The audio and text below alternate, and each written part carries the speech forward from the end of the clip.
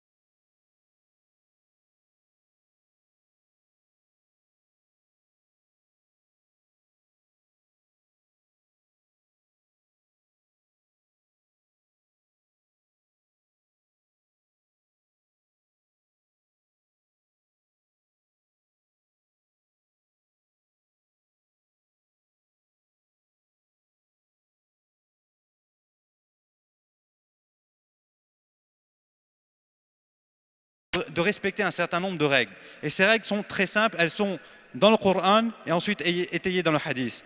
Et il y a un principe de base qui gouverne à ce qu'on appelle le fiqh mu'amalat, le fiqh de tout ce qui est transactions commerciales, relations sociales, etc. À l'opposé du fiqh ibadat qui gouverne davantage notre adoration par rapport à Allah subhanahu wa ta'ala. Autant donc dans le fiqh ibadat, il y a tout un ensemble de règles qui sont normées, qui sont précis et qui sont, comme on le sait, qat'i, c'est-à-dire ce sont des règles figées qui ont été discutées et qui sont étayées par le prophète sallallahu alayhi wa sallam parmi les nombreux hadiths, ses paroles, ses actes, etc. À l'opposé, dans le fiqh mu'amalat, on n'a que quelques interdits. Et le principe dit qu'en dehors de ces interdits, tout est possible. Donc du moment que vous ne tombez pas dans ces interdits, et on verra que par exemple le riba, l'intérêt est un interdit très fort, en dehors de quelques interdits, tout est possible. C'est à vous de faire preuve d'imagination, de créativité pour adapter les solutions par rapport à vos besoins, par rapport à vos contextes. Et ce que rappelle l'islam, c'est que, et notamment lié à cette notion parce qu'on parle de la finance, on peut effectivement faire référence à la banque. La banque est un outil dans le système financier. Au-delà du système financier, il y a l'économie. L'économie, c'est tout ce qui gouverne les moyens de production. La finance, le but de la finance, c'est quoi? C'est davantage de faire circuler les capitaux. On a tendance à faire l'analogie que la finance, le capital, c'est un peu comme le sang dans le corps humain, il doit circuler. Et c'est le cerveau qui est comme l'économie qui gouverne à tout ça, qui alimente les différentes parties du corps.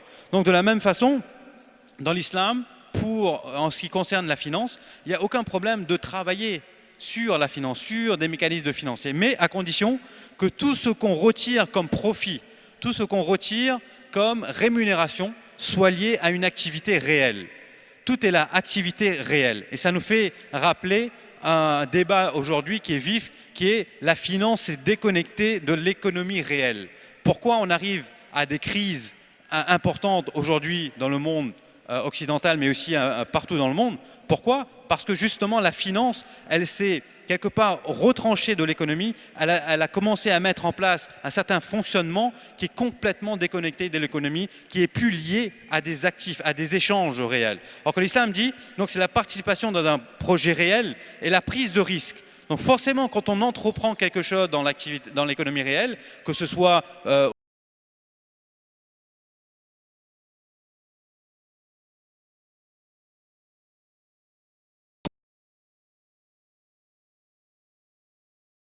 le risque, et c'est ça qui justifie la rémunération.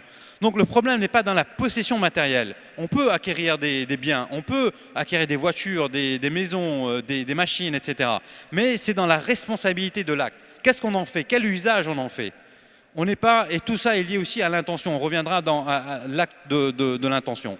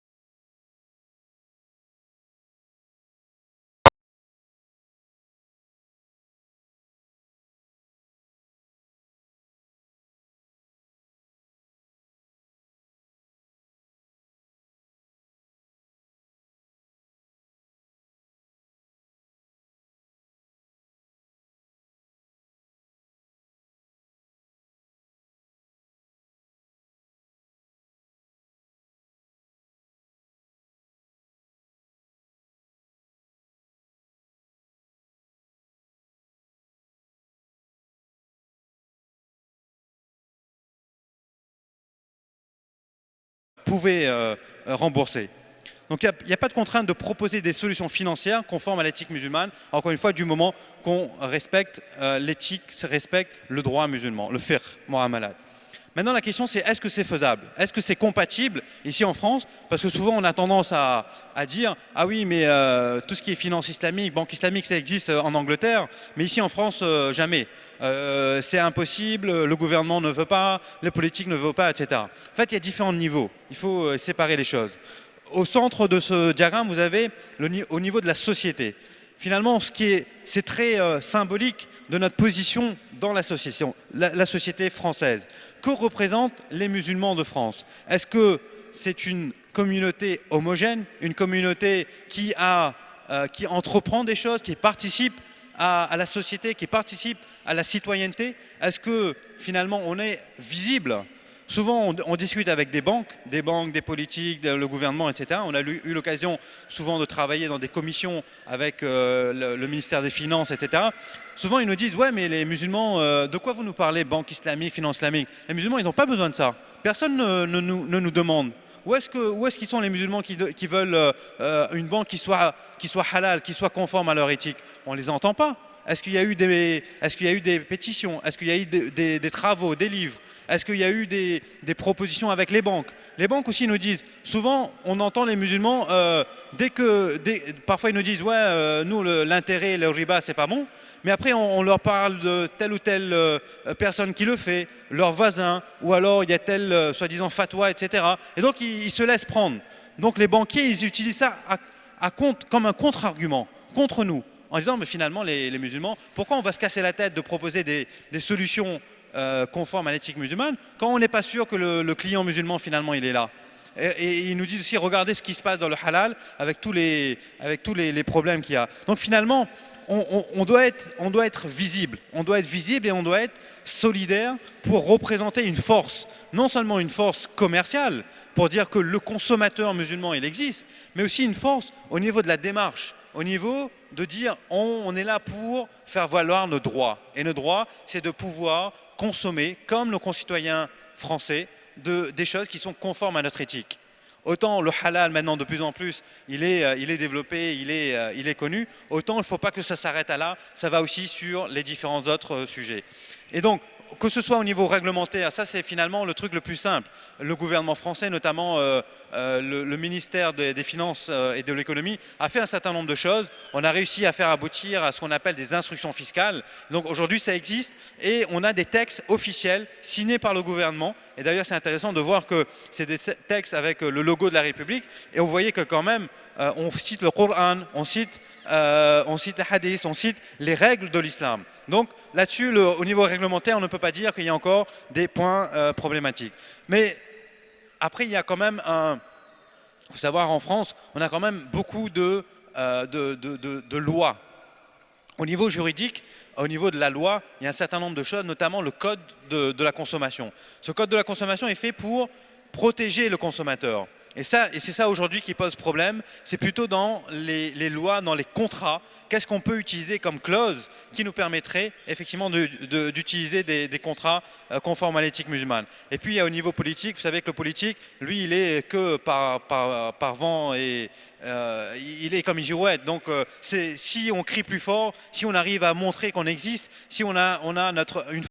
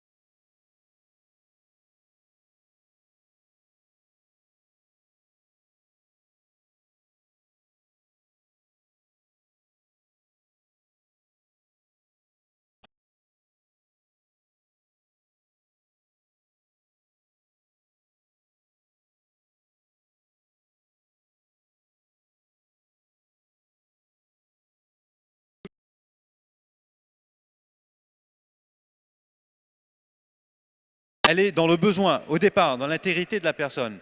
Pourquoi on fait ça? Dans quel but? Et là, ça nous ramène dans, comme vous connaissez, les finalités de l'islam.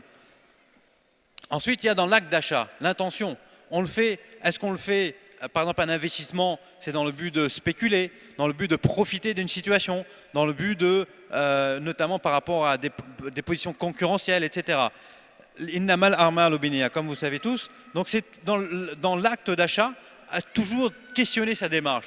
Est-ce que je le fais aussi, non seulement le côté halal, mais aussi le côté de justice sociale? Est-ce que cela me permettra de bien me comporter en tant que musulman? Ensuite, il y a au niveau des contrats. Ça, c'est très important. Parce que souvent, un exemple, par exemple, souvent qu'on prend, c'est le leasing. C'est la banque qui est propriétaire, elle nous met en location et on a une option d'achat. Mais dans le leasing, c'est le concept est effectivement proche d'un contrat islamique qui s'appelle Ijara, mais quand on regarde le contrat, dans le contrat, on a beaucoup de clauses qui sont non conformes, qui, par exemple, impliquent l'intérêt. Si vous êtes en retard, il y a des intérêts de retard, des clauses qui impliquent l'assurance, qui impliquent un certain nombre de positions de faveur du financier par rapport au client. Et ça, c'est pas bien.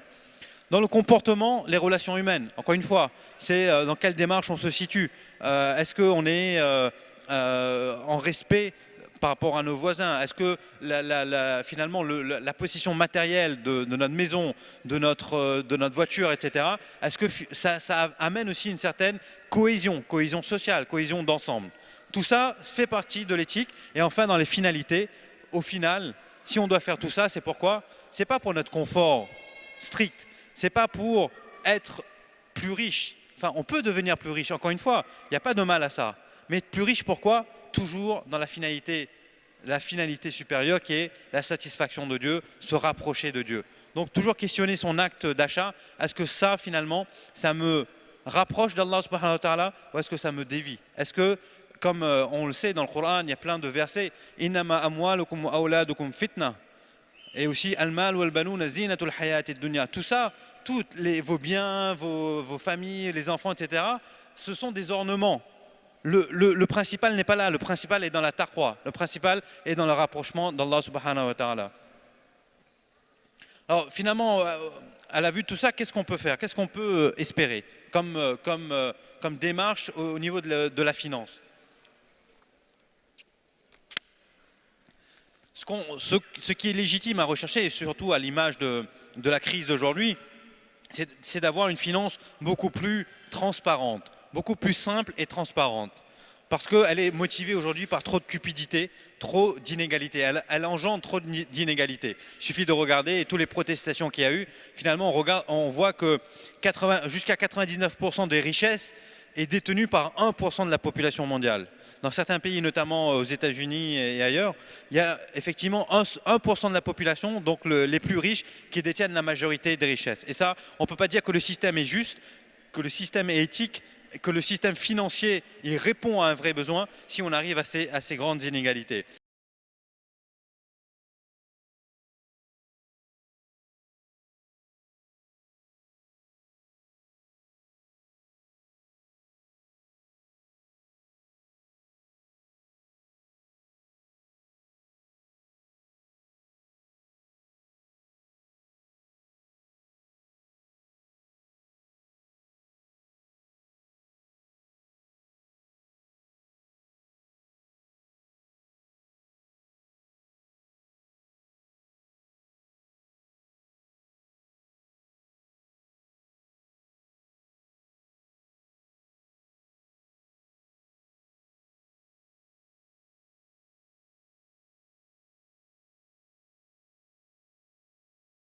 Vous avez entendu tout ce qu'on a parlé, les crises de Madoff, les scandales des banques, etc. C'était quoi? C'était opacité, obscurité totale, et derrière, il y avait du transfert de risque. La banque ne jouait plus son rôle. Et quelques règles simples, et ça, ce sont vraiment ce que nous enseignent nos textes, Coran et Sunna, c'est pas de spéculation, pas de maïsir, parce que la spéculation entraîne des comportements injustes, au détriment d'autres, notamment la vente sans possession, vendre quelque chose sans l'avoir déjà en possession, en détention. Le Prophète sallam disait ne pas vendre le petit de la chamelle qui n'est pas encore né, qui est dans le ventre de sa maman. Pas d'équivoque, tout ce qui est halal, donc incertitude, aléa, flou. On met exprès des choses qui ne sont pas claires dans les contrats pour arriver à la déception de l'autre. Et enfin, pas d'enrichissement sans cause. Et là, c'est vraiment dans la définition de riba. Qu'est-ce que l'intérêt? L'intérêt, c'est bien un enrichissement sans vraiment travailler, sans apporter une valeur ajoutée réelle, en faisant appel à un facteur de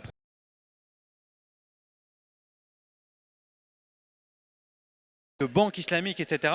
On revient à des choses très simples, basiques, fondamentales. C'est de revenir, comme le verset du Coran nous le dit, le verset 275 de la Surah Baqara, wa ahallallahu al-bay'a wa harrama ar-riba. Et Allah a autorisé le commerce et il a interdit le riba, donc l'intérêt. Et pourquoi? Justement, parce que faire de l'intérêt, faire de la banque avec intérêt, finalement, on se coupe de tout. Je vous fais un prêt d'argent. Ma seule relation avec vous, c'est que je vous prête de l'argent. Et je ne prends aucun autre risque. Je prends aucun autre risque et tout est lié à est-ce que vous pouvez effectivement me rembourser avec l'intérêt, avec le surplus. Or qu'au final, l'éthique musulmane dans l'économie, c'est revenir au fondement du commerce. Il faut faire le commerce. Le commerce, c'est la meilleure des choses. Le prophète sallam lui-même était un commerçant, un trader. Il allait en Syrie vendre des marchandises avec la caravane. Et ça nous ramène aux conditions de base pour la validité d'un échange, d'un contrat, qui est l'existence de la marchandise qu'on vend. Toujours, il faut que la marchandise, elle existe. Je ne peux pas vendre, par exemple, je vous dis, ok, je vais vous vendre, je dis n'importe quoi, un avion qui n'est pas encore, existant. Non, la marchandise doit exister. Après, on a des exceptions sur, par exemple, construire une maison qui n'existe pas. Là, tout est bien encadré, mais il faut que l'existence.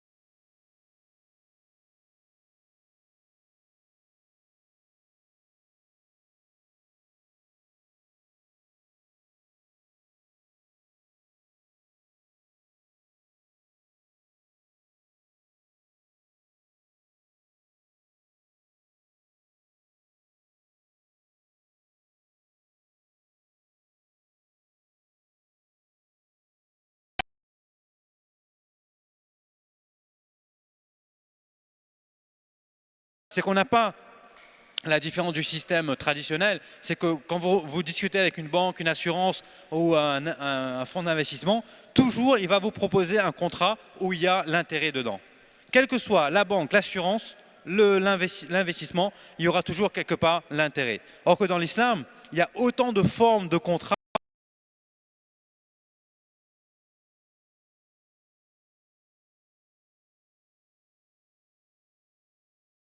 Type de contrat. Le commerce, il y a un type de contrat. Pour l'assurance, il y a un autre type de contrat, le takaful, etc.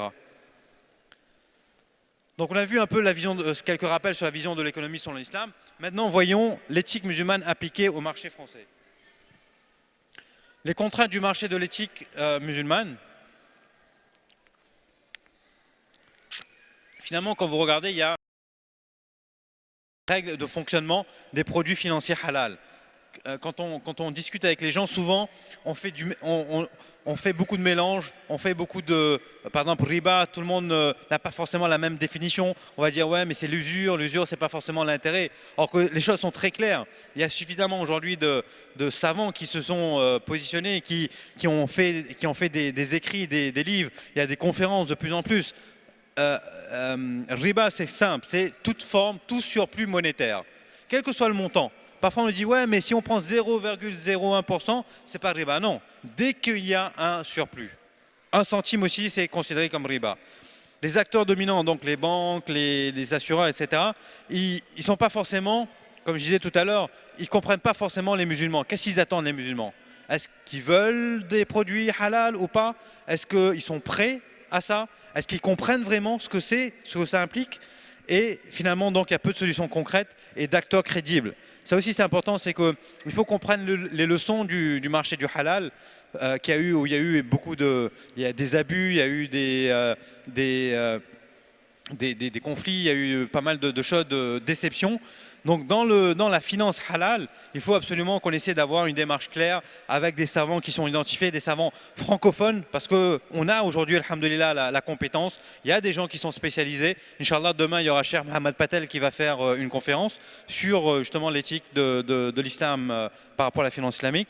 Donc il y a aujourd'hui des savants qui sont spécialisés. Donc il faut faire la part entre ceux qui s'auto-proclament savants et les vrais chiours qui sont là pour nous accompagner. finalement, ce dont on a besoin, c'est vulgariser davantage le sujet. Il faut que dans toutes les maisons, dans tous les foyers, autant on sache que, par exemple, l'alcool est interdit, le porc est interdit, et ça, les enfants, ils apprennent dès la petite enfance. Il faut que, pareil, que les parents soient sensibles à dire, je vais apprendre à mon enfant que riba aussi, c'est pas bien. Que riba, c'est totalement interdit. Et riba, c'est même pire que la viande non halal. Pourquoi? Parce que le riba, ça a des effets catastrophiques en termes de ce que le Coran condamne. Allah subhanahu wa ta'ala déclare la guerre à ceux qui prennent le riba. Et dans les hadiths, le prophète sallam cite plusieurs hadiths qui parlent de celui qui fait parmi les différentes mauvaises choses, la moins élevée, c'est quoi? C'est comme faire zina avec sa propre maman.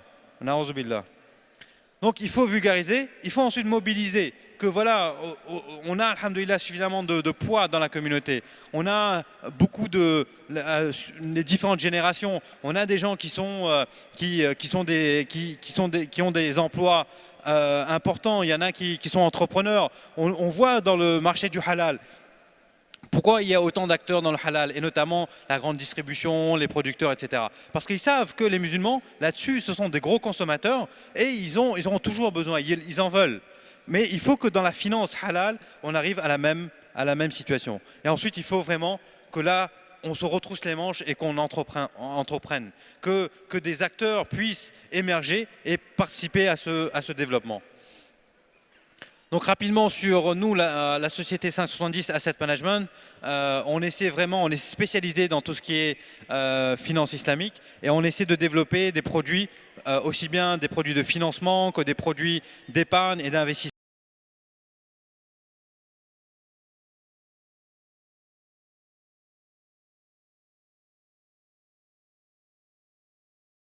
Savoir-faire, c'est vraiment dans ces solutions financières et on a essayé de faire en sorte que notre démarche soit dans une démarche transparente avec ce label Easy voulant dire éthique à sensibilité islamique. Ce qu'on met en avant, encore une fois, c'est l'éthique, c'est cette démarche. Le contexte français, je vais assez rapidement, mais aujourd'hui, il y a un certain nombre de choses qui existent. On ne peut pas dire que rien n'est fait. Depuis 2005, l'association EDIM, que j'ai aidé à fonder au départ, travaille sur le sujet, a fait un certain nombre justement de vulgarisation, etc. On a aujourd'hui une banque, notamment la banque Shabi du Maroc, qui propose des comptes courants conformes et qui sont audités par des savants qui sont donc effectivement, on peut dire qu'ils sont isolés de la banque traditionnelle. On a mis en place des murabaha, c'est-à-dire des achats-ventes sur tout ce qui est financement immobilier. Donc il y a des gens qui aujourd'hui ont déjà acheté leur maison avec un financement halal. Les produits d'épargne sont en train de se développer et ça, on travaille aussi sur des solutions. Inch'Allah, passez au stand si vous voulez avoir plus d'informations. Récemment, donc, on vient d'annoncer qu'on a fait un soukouk, c'est-à-dire un financement participatif. On va prendre un exemple tout à l'heure. Et puis, on sait que aussi dans la communauté, au niveau de tout ce qui est protection, assurance, il n'y a pas beaucoup de choses, mais notamment sur tout ce qui est rapatriement, obsèques, on est assez demandeur. Finalement, ce qu'on entreprend, et ça c'est un peu cette vision, cette démarche sur le long terme, il faut pas, souvent on me pose la question, alors quand est-ce que la banque islamique arrive? Je dis oui, mais qu'est-ce que toi tu fais pour que la banque islamique arrive? Est-ce que tu t'es posé la question de comment l'aider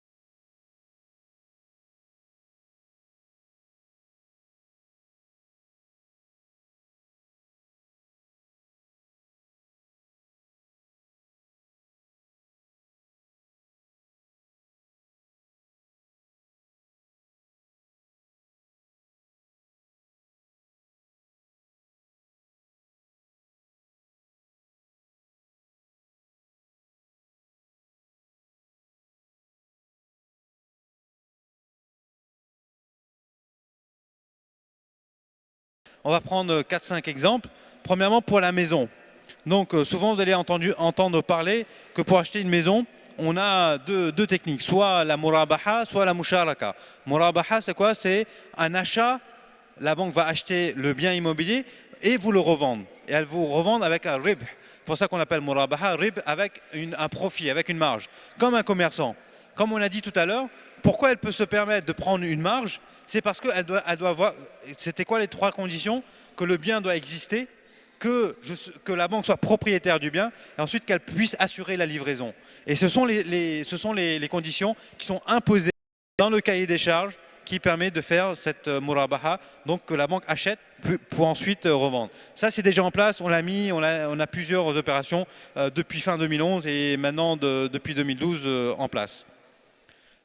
Je disais donc ça, murabaha, et l'autre technique, c'est la musharaka. Musharaka, c'est plus dans une démarche de copropriété. Donc là, on peut aller sur des durées plus longues, et c'est la banque et le client qui achètent ensemble le bien. Donc il y a une copropriété, et petit à petit, le client rachète les parts de la banque. Dans la murabaha, le client devient propriétaire immédiatement, et il rembourse les mensualités. Dans la musharaka, il reste copropriétaire avec la banque. C'est pour ça qu'on peut aller sur des durées plus longues, mais en même temps, il n'est pas encore entièrement propriétaire. Il est copropriétaire jusqu'à ce qu'il ait racheté toutes les parts de la banque pour devenir entièrement propriétaire. Un autre exemple donc sur les PME, donc on parlait des soukouks. Finalement, le soukouk, c'est quoi? C'est participer directement à un projet, mais pas participer dans le capital social de la société, mais dans le projet, et c'est-à-dire au niveau des actifs. On va détenir comme la copropriété des actifs. Et c'est ces actifs-là qui ont un bénéfice, qui génèrent un rendement, un bénéfice qu'on pourra redistribuer à l'investisseur. Ça aussi, donc, on l'a mis en place avec le Soukouk Al Farouj qui existe. Donc, c'est un restaurant qui aujourd'hui fonctionne. Pour l'épargne, on va aller rapidement, mais on a un peu parlé tout à l'heure. L'épargne, c'est quoi? Ce qui est important, c'est où va l'argent et comment la rémunération qui va être retirée de cet argent, comment il fonctionne, sur quel actif halal il a été placé. Donc ça, c'est le produit sur lequel on travaille, qui permet de faire aussi bien sur de l'immobilier, sur de matières premières, etc. Enfin, pour l'assurance, ce qu'on appelle le takaful, donc c'est comme une mutuelle. En fait, il n'y a pas d'associés, il n'y a pas de propriétaire du capital. On est tous, comme dans une mutuelle, dans une coopérative, on est tous copropriétaires, on est sociétaires et on va cotiser ensemble afin de partager le risque et partager la rémunération. Pour la voiture,